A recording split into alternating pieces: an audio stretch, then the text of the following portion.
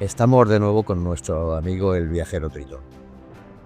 Sé que eres consecuente que la mayoría de tus viajes, aquellos lugares que has conocido, querías estar presente en hechos que nuestros antepasados españoles hicieron cosas relevantes en esos lugares. Cosas históricas. ¿Qué me puedes contar de esta visita que para ti supuso Filipinas? ¿En qué consecuencias quisiste viajar para conocer esos testimonios de aquellos españoles? Pues sí, yo de hecho viajé aquí un poco por la historia, me enamoré por el lugar, por las gentes, obviamente, que es lo que te he dicho ya en varias ocasiones, pero yo fui por la historia. A ver, este es el punto de inflexión de dos hechos para mí memorables, y que aquí poco considerados son. El primero es la primera vuelta al mundo. La primera vuelta al mundo que si la hubieran hecho los anglosajores habrían hecho ya 800 películas, ¿no?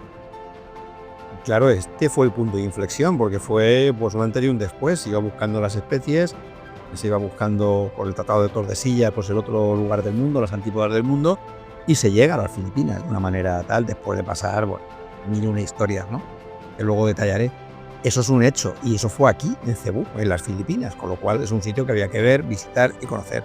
Y luego se creó la primera globalización comercial mundial. O sea, ahora todo el mundo habla de la globalización. La primera globalización fue de Chinatown, que era donde se vendían todo el comercio en Manila, se llevaba a Nueva España, en México, ¿no? A través de la corriente del Kurosawa, que va por el norte del Pacífico, porque es la única manera de volver, con vientos, evidentemente. Ahora con un barco de motor sí, pero entonces no se podía. Lo intentaron mucha gente, incluso lo intentó Gómez de Espinosa, que Juan Sebastián Elcano dio la vuelta al mundo y Gómez de Espinosa intentó volver a través de hacer la vuelta de viaje y no pudo.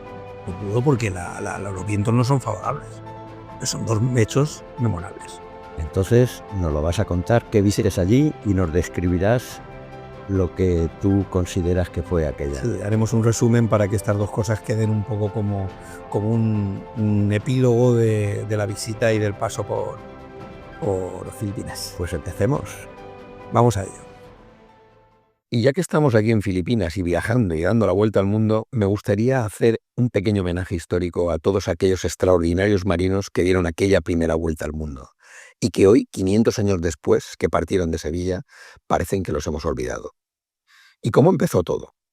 Pues todo empezó por la necesidad de las dos principales potencias europeas, España y Portugal, que además eran las mejores preparadas para la exploración y la navegación, y querían encontrar un camino hacia las Molucas, o Islas de las Especies, y evitar así el monopolio que tenían los venecianos a través de la ruta de la seda. Entre los siglos XIII y XIV, los mongoles abrieron un corredor comercial aprovechado por los venecianos para ir de la China cuando conquistaron Oriente Medio y los puertos egipcios y sirios. Pero después, con la caída de Constantinopla por el turco, estos puertos volvieron a cerrarse y esta ruta volvió a cerrarse y los aranceles se volvieron enormes para comprar en Europa. Y ahí empezó una carrera entre portugueses por el este y españoles por el oeste para intentar llegar a las Indias a por las codiciadísimas especies, a las Molucas. Vasco de Gama, el portugués, llegó primero y rompió el monopolio italiano, bajando el precio en Portugal y convirtiendo así Lisboa en la capital de las especies de Europa. El interés por las especies era tal que había exploraciones que estaba todo el mundo con unas ganas increíbles de hacer viajes desde Europa para cambiar el mundo conocido y las rutas, ¿no? Y dentro de esa necesidad, pues se creó una expedición española que pretendía hacerlo hacia el oeste, bajando hacia el sur. ¿Vale? Esta expedición era la de Fernando Magallanes. ¿Y quién se incorporó a ella? Pues un personaje para mí fundamental, que es Juan Sebastián Elcano. Es un marino maravilloso que nació en Guetaria, en la provincia de Guipúzcoa. Y él siempre había estado vinculado con el mar y había navegado muchísimo por el Mediterráneo y el Atlántico. Se une al portugués Fernando de Magallanes, que estaba en el servicio de la Corona de Castilla, y van en busca de las Molucas. La flota estaba compuesta por 5 naves y salió de Sanlúcar de Barrameda, con más de 250 marinos. Elcano iba a bordo, era uno de los contramaestres de la nave Concepción, pero aún no parecía que podría ser el protagonista que llegó a ser al final de la expedición. Durante el viaje, motines, tormentas, conflictos con indígenas, condiciones extremas.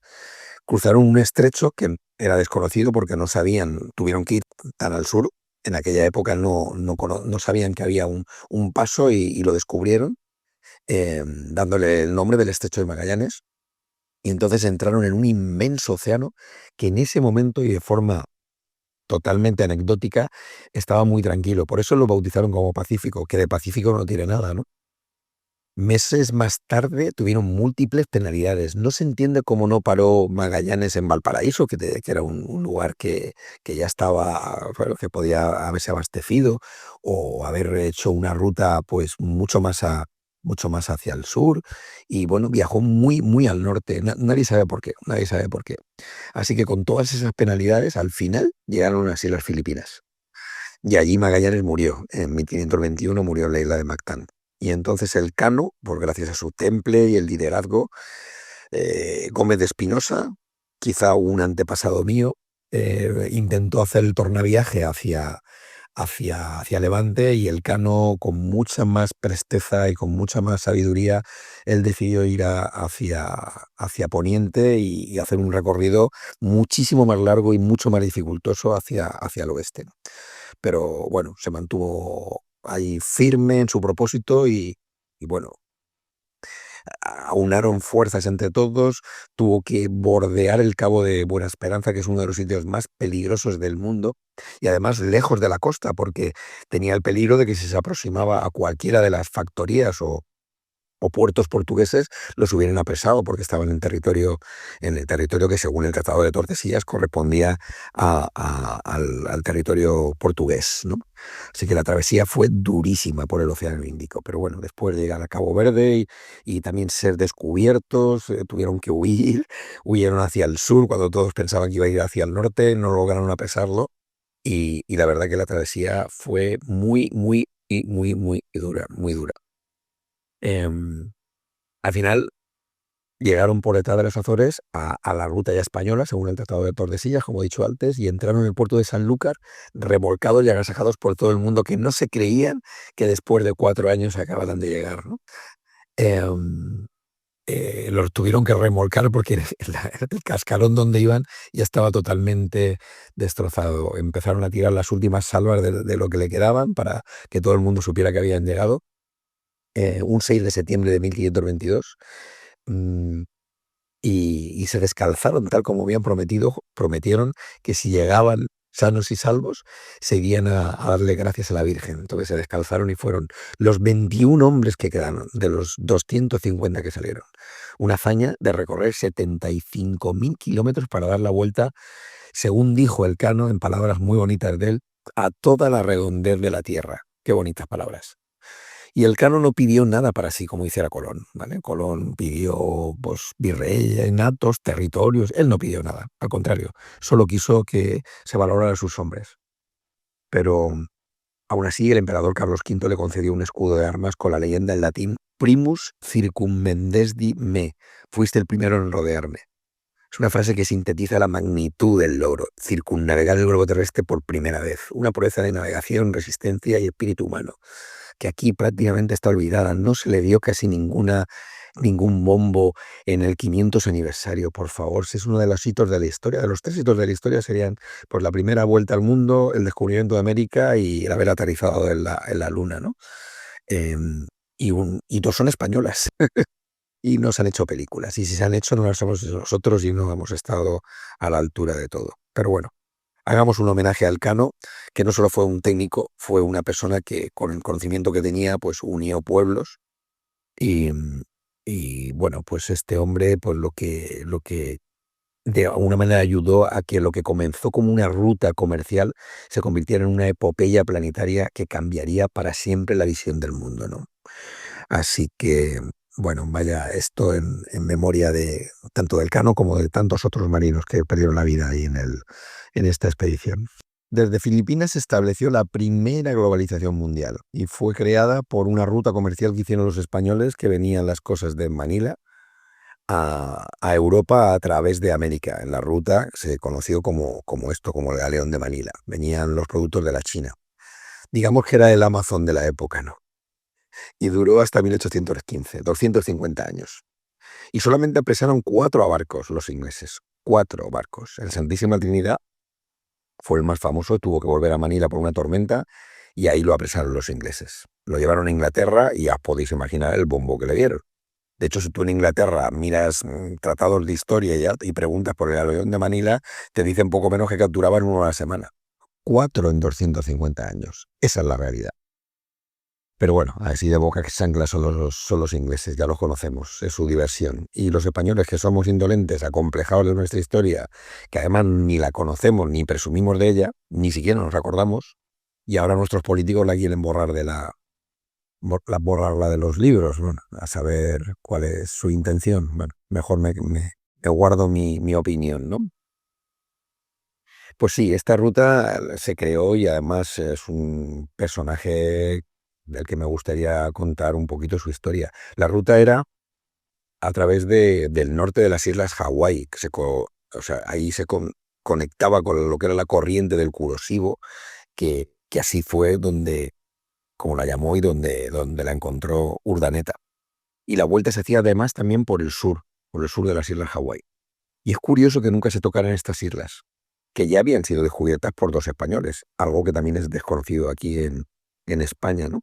Saavedra y Villalobos estuvieron en las islas Hawái muchísimo antes que Cook, que llegó el almirante Cook, llegó 250 años después y dijo que las había descubierto él, le puso el nombre y bueno, ya pertenecían al Imperio Británico, como siempre. Tampoco querían imponer su razón, ¿no? Los colonizadores y los exploradores españoles, que han sido siempre muy, muy aventureros, ¿no? Y bueno, así que eh, ahí queda para la historia, ¿no? ¿Y cómo se estableció esta ruta, ¿no? Porque no era fácil volver, de hecho no lo habían hecho nadie antes, volver desde los mares de la China, recorrer el Pacífico en tornaviaje, no se había hecho nunca, ¿no? ¿Y cómo se hicieron? ¿Cómo lo hicieron? Bueno, pues el piloto Rodrigo de Espinosa, quizá un antepasado mío, cuenta en su diario que fue un viaje muy exitoso comparado con expediciones anteriores, porque solo murieron 16 personas de las 212 que viajaban en la nao San Pedro, ¿no? Que era la nao capitana. Por poner un ejemplo, la expedición de Magallanes, de 237 hombres, llegaron solamente 18 con el Cano al frente en la primera vuelta al mundo. Y en la segunda expedición de la vuelta hacia las Molucas, que la hizo Jofre de Loíza, de los 450 marinos que salieron, llegaron 14 y al cabo de 10 años, porque tuvieron que quedarse en la zona de Filipinas durante mucho tiempo para reparar las naves. Bueno, ¿y qué beneficios dio este tornaviaje, esta vuelta, esta globalización? Bueno, pues descubrimientos geográficos, abrir un camino entre Oriente y Occidente, ¿vale? Que era la alternativa a la ruta de la seda, la famosísima ruta de la seda, pero esta se hacía por barco, pues lógicamente llegando con mucha más mercancía y mucho más rápido, ¿vale? Unía Filipinas con América y luego, pues, América con Europa, ¿no? También se le llamó el galeón de Acapulco o la nao de la China, por todas las cosas que traía de la China, ¿no? De esa manera las Filipinas se hispanizaron. Legazpi fue el general y virrey de las provincias filipinas, el que estableció allí y que anteriormente Magallanes les había bautizado como Islas de San Lázaro y él las rebautizó como Islas Filipinas en honor a Felipe II, que era su rey, ¿no? Por eso se llaman Filipinas. Se fundaron muchísimas ciudades, se crearon escuelas, hospitales, como la metrópoli española, lo que hemos hecho siempre los españoles, ¿no? A diferencia de los anglosajones, que no es hacer tabla rasa, que es pues hacer un mestizaje, mezclarnos con las gentes del lugar, crear escuelas, crear ciudades, hacer metrópolis semejantes, universidades, por supuesto, que ahí quedan todas, ¿vale? Para uso y disfrute de los países actualmente independientes, ¿no? Y de esa manera llegaban colonos, soldados, frailes que se ocupaban de evangelizar las tierras y difundir el cristianismo en estas tierras que ha llegado a nuestros días. Yo, de las visitas que he hecho, pues siempre estás visitando por las iglesias y las tradiciones católicas que de alguna manera pues se llevaron desde la época de los primeros colonizadores. El regreso a Filipinas El primer viaje se hizo en 1565 y se hizo subiendo al paralelo 40, aprovechando la corriente que he dicho antes del Kuroshio, que hasta entonces era desconocida. Urdaneta parecía que conocía esa ruta y era de la experiencia que había tenido tantas horas de mar, que este hombre se hizo un experto astrónomo para poder deducir las mareas y las corrientes y todo aquello, ¿no? Era un viaje de 15.000 kilómetros por una ruta totalmente desconocida. Es uno de los viajes más alucinantes y trascendentes de la humanidad. Obviamente, como digo muchas veces, si esto lo hubieran hecho unos británicos, pues habrían hecho ya 40 películas, ¿no? En Hollywood, ¿no? La nao San Pedro, que era la nao que hizo ese primer viaje, esa primera ruta, la capitaneaba Felipe Salcedo, que era un niño, tenía 18 años, era el nieto de Legazpi y, lógicamente, el comandante de la nave, ¿no? La dirección técnica, como ya he dicho, era del fraile Andrés de Urdaneta, que era fraile además de astrónomo y gran marino, ¿no?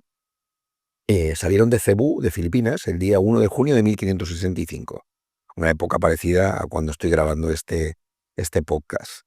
Y estaba pilotada, como he dicho antes, por Rodrigo de Espinosa, posible o quizá antepasado, muy antepasado de mi familia, ¿no? Llegaron el 8 de octubre, llegaron 3 meses después al puerto de Acapulco y bueno, aquello fue increíble. Bueno, este hombre, Urdaneta, bueno, es que era de todo, era explorador, meteorólogo, oceanógrafo, cartógrafo, además era inteligente y culto, ¿no? Em, Había sobrevivido 3 años en Tidore este hombre, o sea, luchando contra los portugueses como superviviente de la expedición de Loaiza, ¿vale? Donde perdió a su mentor, que era Juan Sebastián Elcano, que de él aprendió mucho. Hizo cálculos como si supiera por dónde estaba navegando. Es increíble ver todos esos datos ahora en perspectiva y decir, pero bueno, este hombre, en aquella época que lo único que tenían era todo recursos muy rudimentarios, ¿no? Bueno, total que llegó a la costa de California, costa que ha sido durante, pues, vale, 300 años de dominio español. De hecho, ahí pues se sigue, que hay la mayoría de nombres y de lugares, pues tienen nombres españoles, ¿no? Pero llegar hasta allí es casi inexplicable. El escorbuto, enfermedades, sin agua, sin alimentos frescos, con comida putrefacta, bueno, creo que es lo que había en la época, porque ahora hacer este tipo de recorridos, pues ahora con la tecnología que hay, pero en aquella época es increíble. Bueno, pues nada, eso fue el Galeón de Manila, ¿no? El Pacífico estuvo presente durante toda la historia de España. De hecho, se le llamó el lago español durante muchísimos años. Todas estas acciones son las que propiciaron que el mundo se comunicara por completo, esa globalización de la que hablaba antes. Navegantes de todos los países y todas las épocas han utilizado esta ruta abierta por un fraile nacido en Ordicia. Es que es increíble si lo cuentas así, ¿vale? Desde entonces. Y todos esos hombres estuvieron a la altura por encima, por supuesto, de Cristóbal Colón y por supuesto de navegantes ingleses, están ensalzados en los libros anglosajones como el almirante Cook y tantos otros, ¿no? Que tienen tantas medallas y tantísimos reconocimientos. Yo que he viajado por el Pacífico, pues, no hay sitio que no sea la bahía de Cook, el cabo de Cook y la madre, que trajo al mundo a Cook. Y sí, me da rabia porque todo aquello se descubrió por españoles y hay muy pocos vestigios de ese pasado y de ese... No hemos sabido hacerlo eso nunca lo hemos sabido hacer bien. Y bueno, me da rabia, pues sí, así soy yo. Tan conocido Cook y tan poco desconocidos. Aquí la mayoría de gente no sabe quién fue Urdaneta, Loaiza, Legazpi, Villalobos, Saavedra, que descubrió Hawái, fíjate, descubrir Hawái, ¿vale? Álvaro de Mendaña, que descubrió las Islas Solomon, ¿no? Que también estaba en ellas, ¿no? Mm, el Cabo de Hornos, ¿vale? Pues el Cabo de Hornos fue descubierto por un señor, un almirante que se llamaba Oces, que era español, pero luego llegó un tal Hornos 100 años después y le puso su nombre. Y como no, como nuestro compatriota no le había puesto nombre, pues nada, pues no ha pasado la historia, ¿no? Ya sé que esto lo repito mucho, pero verdaderamente pues hay que intentar ensalzar un poco y homenajear a todos aquellos grandes marinos y grandes descubridores, ¿no? Que en realidad no buscaban gloria, lo único que buscaban era el deber cumplido a su patria, a su rey, a su Dios, las cosas de la época, que hay que verlas en perspectiva, no con las gafas de hoy, ¿no? Y así estos españoles convirtieron el Pacífico en eso que he dicho antes, el lago español. Se le llamó así, Era una forma preciosa y espectacular para definir el océano más inmenso de la Tierra. Aquellos que hemos tenido la suerte de poder navegar y viajar por él, es increíble. Es un océano que se ha tragado la vida de muchísimas personas, porque ahí en aquella época viajaban con cascarones, ahora hacen una vuelta al mundo, la Ocean Race con unos barcos de fibra, es alucinante, que no le quito mérito, ojo, pero hay que pensar que cómo se hacía aquello en aquella época. Bueno, pues así hemos hecho un poco el homenaje a Andrés Urdaneta, ¿no? Que para mí es uno de los mejores marinos de la historia de España y muy poco conocido aquí, ¿no? Fue uno de esos españoles que ha dado la vuelta al mundo porque la dio con Loaiza. Lo que pasa es que duró muchos años porque pues estuvo apresado, como he dicho antes, en Tidore, etcétera, luchando como superviviente y muchas otras cosas, ¿no? Un personaje fascinante, un hombre de armas, de arrojo, de ciencia, de cualidades negociadoras, cosmógrafo, navegante, y luego fraile. Fraile porque, bueno, hay que entender un poco la época, que tener una vida, pues, o sea, mundana, pues, y una vida, pues, hacia, hacia, pues, eso, sus dioses, pues, en este caso su dios era algo que era muy importante para ellos. Y, y tuvo la admiración de dos grandes reyes, de Carlos I, Carlos I, primero de España y quinto de Alemania, y Felipe II, ¿no? Em, hay una estatua de homenaje que yo he tenido la ocasión de verla en la capital, en Manila, dentro de la catedral, donde él estuvo. Bueno, él fue el fraile de aquella catedral y estuvo allí, pues dando misa bueno, aquello pues es un sitio donde se le homenajea mucho, ¿no? Em, Hay gente que allí lo ha denominado el Colón del Pacífico, ¿vale? Y al contrario que, por ejemplo, el almirante genovés, Cristóbal Colón, Andrés de Urdaneta, siguiendo a su mentor, Elcano, son vascos y eran vascos, y no sé si por eso o por algún motivo diferente, pero son muy humildes, no pidieron reconocimientos ni títulos. Elcano igual, hicieron gestas increíbles y nunca pidieron ni títulos ni haciendas, ¿vale? Bueno, pues quedémonos con eso, con esos personajes y con esa historia de España un poco olvidada, y hagamos aquí un poco ese recordatorio. Igual que todo tiene un comienzo, también tiene que tener un final. Y la presencia española aquí en estas maravillosas islas Filipinas, estas provincias, esta provincia española, pues acabó a finales del siglo XIX, ¿vale? Em, con los últimos de Valer, que estuvieron resistiendo, por cierto, un año, desconocedores de que se había acabado la guerra, y por más que le decían noticias, pues ahí estuvieron en una iglesia, ahí resistiendo durante un año. De hecho, luego les hicieron un gran homenaje y los trataron como héroes, incluso sus enemigos, ¿no? En este caso, los rebeldes filipinos, los tágaros. Y es que a finales del siglo XIX las islas Filipinas servían de rebeldía, ¿vale? El Imperio Español además estaba agotado y debilitado, se tambaleaba todo su control colonial, muy lejos de la metrópoli. Em, en todo ese fervor surgió un joven militar que se llamó Emilio Aguinaldo, que era el símbolo de la lucha por la libertad filipina. Y con astucia, Aguinaldo, que sabía de esa debilidad del Imperio Español y que, bueno, pues que era fácil eh, plantarle cara e intentar una independencia, pues bueno, eligió a la mejor potencia del momento, ¿vale? ¿A quién eligió? Pues a los Estados Unidos, la mejor potencia, la que tenía la mejor armada, que además estaba en guerra con España en Cuba. ¿Vale? Entonces se ofreció como protector, claro, los Estados Unidos, como es obvio, y como han hecho desde entonces hasta ahora, han sido los protectores del mundo y los bomberos del mundo, y no se han perdido ninguna guerra. Pero curiosamente, el único sitio donde los Estados Unidos no han participado en ninguna guerra, de los 197 países que tiene las Naciones Unidas, es en los propios Estados Unidos. Es curioso. Les gusta hacer las guerras en tierra ajena para que así se queme la tierra ajena y ellos vendan su armamento, ¿no? Y todos esos negocios que hacen ellos. Bueno, pues sin irme mucho a la política, pues voy a recordar un poco lo que quería decir sobre este momento y esta transición, que era esperable, pero no tan dolorosa, no como llegó a ser. En 1898, lógicamente, la Armada estadounidense derrotó a la flota española en Manila porque era muy superior, porque tenían mejores barcos, ya era, bueno, la armada del momento, ¿no? Que cogió el relevo incluso de los anglosajones. Y parecía la hora de la independencia, pero no lo fue. Desgraciadamente no lo fue. Ahí comenzó una gran desilusión. Aguinaldo, que se había exiliado en Hong Kong tras un acuerdo con España, regresó confiado una vez ya la guerra habían derrotado a los estadounidenses apoyando la rebeldía. Bueno, pues él pensó, estaba muy confiado que cumplirían los norteamericanos su promesa de libertad para el pueblo filipino, ¿vale? Y entonces proclamó la independencia el 12 de junio de 1898.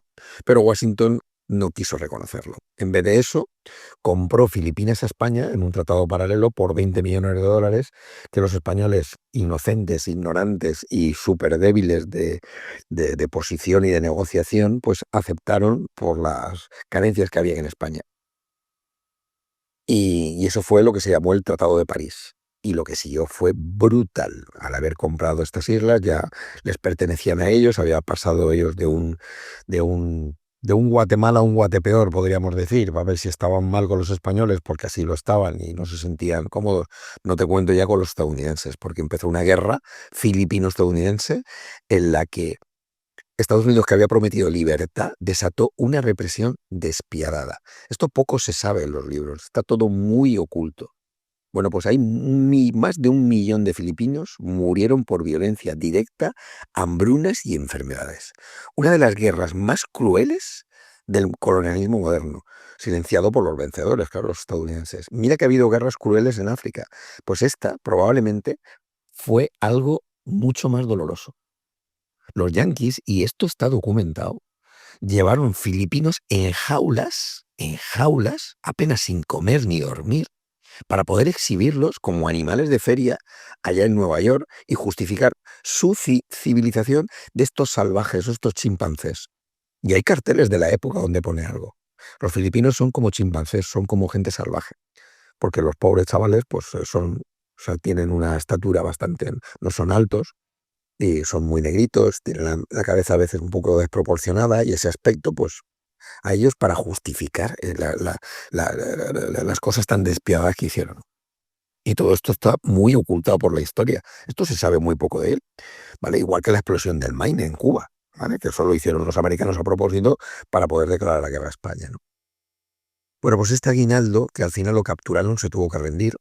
Y con los años, ya muy alejado de la política, empezó a mostrar muchas señales de arrepentimiento. A ver, se equivocó. Él quería lo mejor para su país, lógicamente, quería la independencia para su país, pero lo que no se esperaba es que Guatepeor era muchísimo peor de lo que él imaginaba. Y en cartas y entrevistas privadas reconoció haberse equivocado al confiar en los Estados Unidos. Todos los que confían en Estados Unidos se arrepienten al final, ¿no? Por eso les ponen los carteles de Yankee o Home en casi todos los sitios que han pasado, ¿no? Dijo Aguinaldo, yo era español, ¿vale? Y lo dijo con tristeza, y lo dijo porque está escrito así. Dijo, yo era español y traicioné al rey creyendo en una libertad que nunca llegó. Y su sentimiento de haber sido manipulado por una potencia aún más opresiva y muchísimo peor lo persiguió hasta sus últimos días. En su vejez ya estaba convertido en una figura muy controvertida. Aguinaldo defendió el pasado hispánico de Filipinas y denunció la brutalidad del colonialismo norteamericano. Así que su vida es un espejo como de tragedia de muchas naciones y lo que ha representado muchas naciones que han luchado por la libertad, pero han terminado un poco con una cadena mucho más despiadada que la que empezaron. Así que Aguinaldo fue no solamente el padre de la independencia filipina, sino también un testigo amargo del precio que hay que pagar para una libertad mal pactada. Y bueno, pues este es un poco el recordatorio y el fin de la presencia española por Filipinas. Por supuesto, un detalle que no quiero dejar pasar es que los norteamericanos, entre otras de las muchas cosas que quisieron borrar de todo el pasado español, fue prohibir el idioma español-castellano para hablarlo. Y ahora, desgraciadamente, cuando vas a las maravillosas Islas Filipinas, pues tienes que hablar en inglés, claro, como no puede ser de otra manera. Pero bueno, aún quedan algunas palabras y muchas cosas que quedan ahí un poquito que, bueno, que de alguna manera se han mantenido en la historia. Y bueno, que sea esto un homenaje para mis queridas Islas Filipinas, que siempre digo que son mis islas favoritas. De verdad, amigo Tritón, ha sido impresionante conocer lo que nos has contado. Y creo que es importante darlo a conocer en cualquier motivo, por cualquier motivo, en cualquier circunstancia. Y habiendo estado tú allí, pues creo que de primera mano has sido un testigo principal. Y gracias por habérnoslo contado, de verdad. Muchas gracias. Que no se olvide ese pasado español que ha tenido en esos lugares de la historia. Aquello se llamó el lago español. El Pacífico se llevó a llamar el lago español, imagínate, toda la presencia que hemos tenido y que ahora iremos visitando, porque vamos a ir a más sitios. Ha sido de verdad, Es una sorpresa los que vienen, pero te van a gustar. ha sido de verdad muy agradable. Bueno, nos vemos en el siguiente, nos escuchamos. Sí, Aquí estamos. nos escuchamos. Gracias.